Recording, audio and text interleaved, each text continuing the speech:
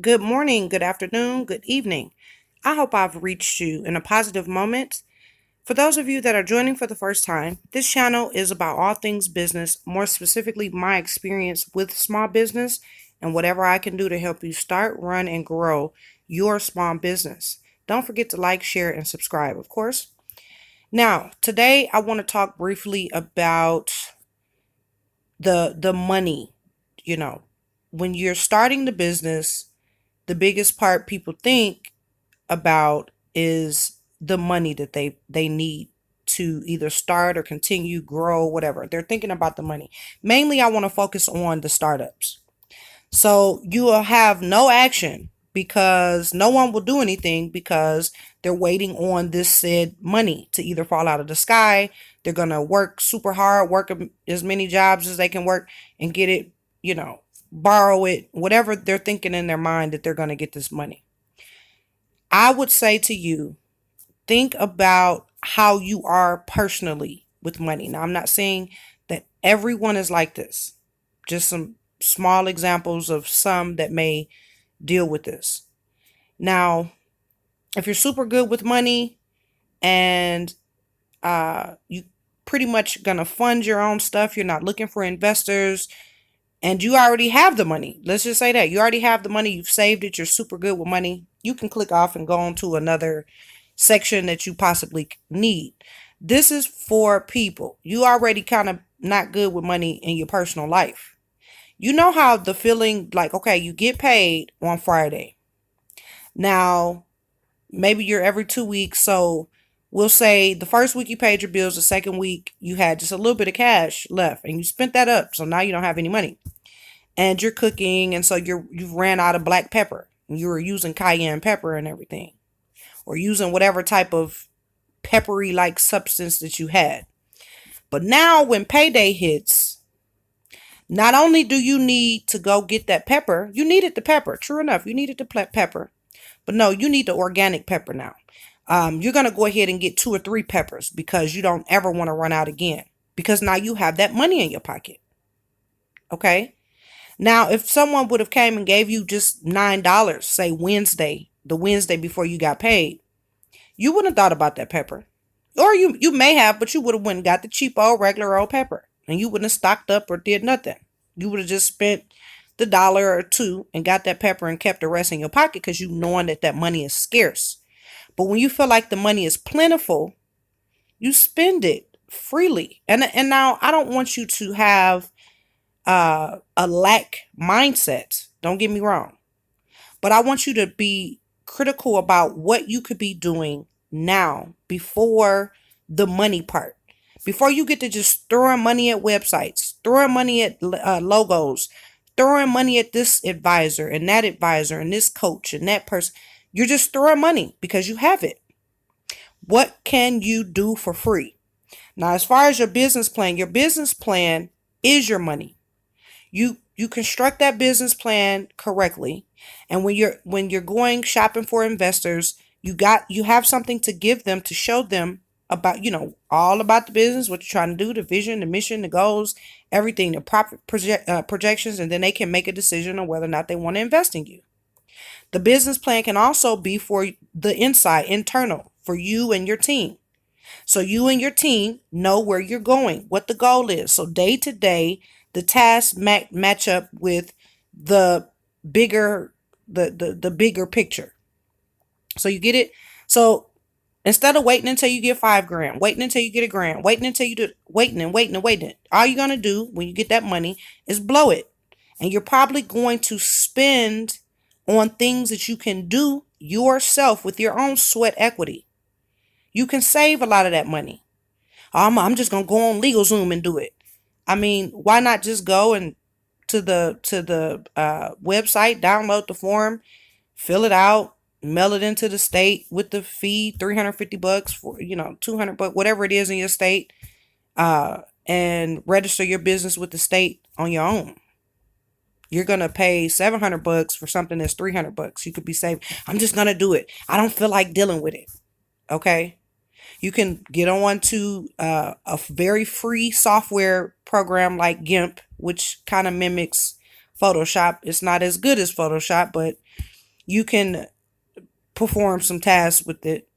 So you get on there and play around for a weekend and make your own logo. No, you're going to go pay, 50, 70, $100 for someone to make your logo, only to come to find out later on that you don't even actually own the rights to it. And now you have to change it. And now all of your branding stuff is, look, just spend some time and go look at websites that you like. Write down the things that you like about those websites, whether it's the logo, the simplicity, the user interaction, how easy it is to use or navigate through the site, whatever. Write down all of those things.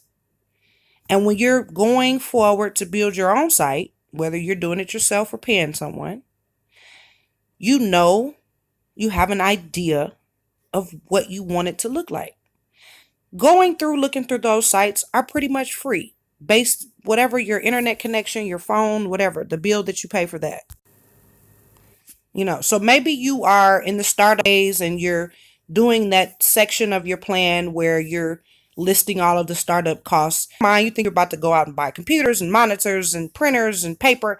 Okay, you don't even have a physical location yet. You don't have a business address yet. P.O. box or a register, whatever. You don't have any of that yet.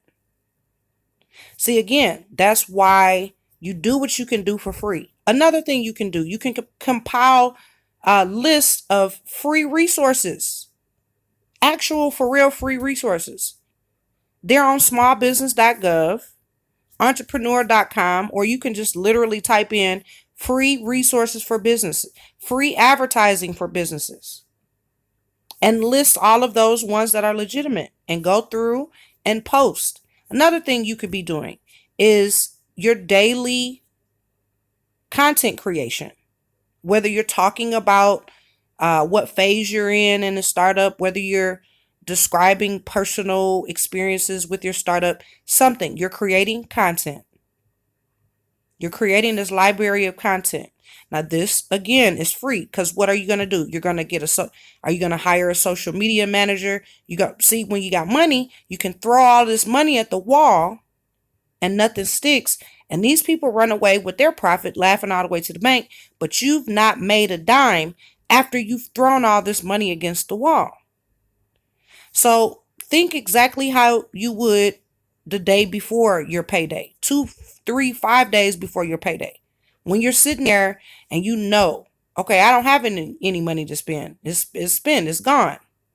So what can I do? I'm going to read this book today. Yeah, I'm going to take a walk today because I know I can't eat out. Let me warm up these leftovers. Now come Friday, you're not going to want those leftovers. Right? So try to come out of that mindset, because I don't care how much your startup cost is. You could be working on something that's going to cost you millions of dollars to start up. And just the money alone discourages you and makes you think, I can't do this because how am I going to find all this money? See, no. Once you start laying that foundation and building up, you'll start seeing lights at the end of the tunnel of where exactly this money is going to come from. You start building your team. Your team may eventually, some of your team may partners. Hey, I believe in you. I believe in the vision. I'll come and work. I'll come and help you. I got $5,000 here. I got 5, you never know until you start, and you can start for free. It doesn't take anything for you to sit and research your industry. It doesn't take anything for you to start answering the questions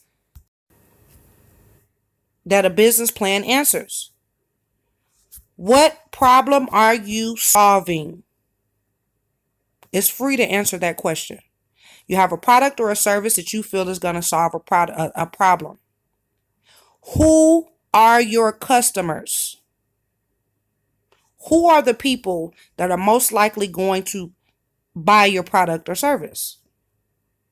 Where are these people?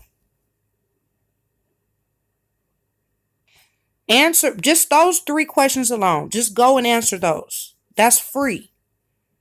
It's going to take some digging. It's going to take some time and sweat equity to answer those questions.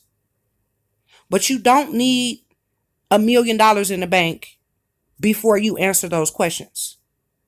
You do not need a website before you answer those questions. You don't need the trademark for your name. You don't need the insurances and things that you may need for your business yet. You don't need to answer those questions. It's simply a matter of opening up your laptop, getting on your voice recorder on your phone, or sitting down, writing it down physically.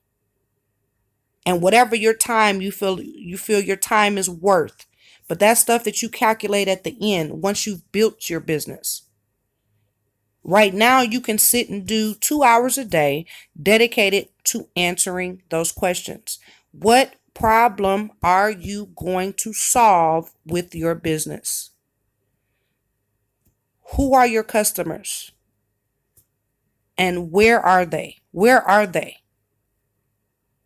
You know, answer those questions. We'll come back and we'll answer some more. And like always, until next time, I hope everything you touch turns to gold. Apologies, I'm not quite done yet. I had to add this. It just slipped my mind. Some of you are going into business and the industry that you're entering is a business to business type industry. So you'll be doing business directly with other businesses. So B2B, sometimes you may have seen that before. When you're doing business to business stuff, whatever your startup costs, a lot of the things will still be the same, except when you are doing, your marketing and targeting, you're targeting a business. But these are still people inside of these businesses running them. So it may be a large corporation, you may be still dealing with small businesses like yourself, however that works out. But that is a dynamic you need to think of because you're still solving problems.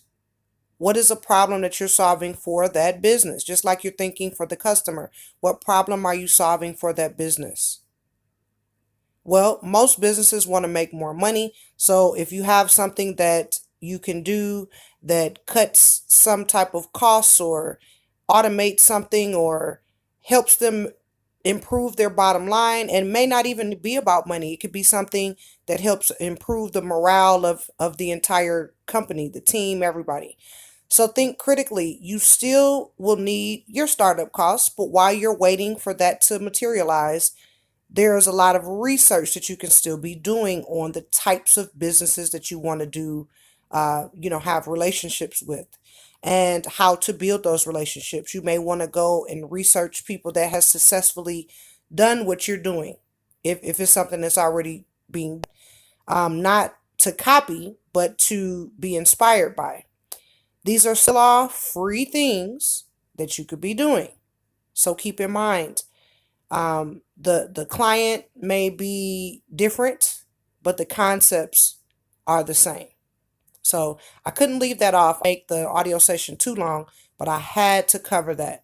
So the exit I always use. Until next time, I hope everything you touch turns to gold, and I really mean that.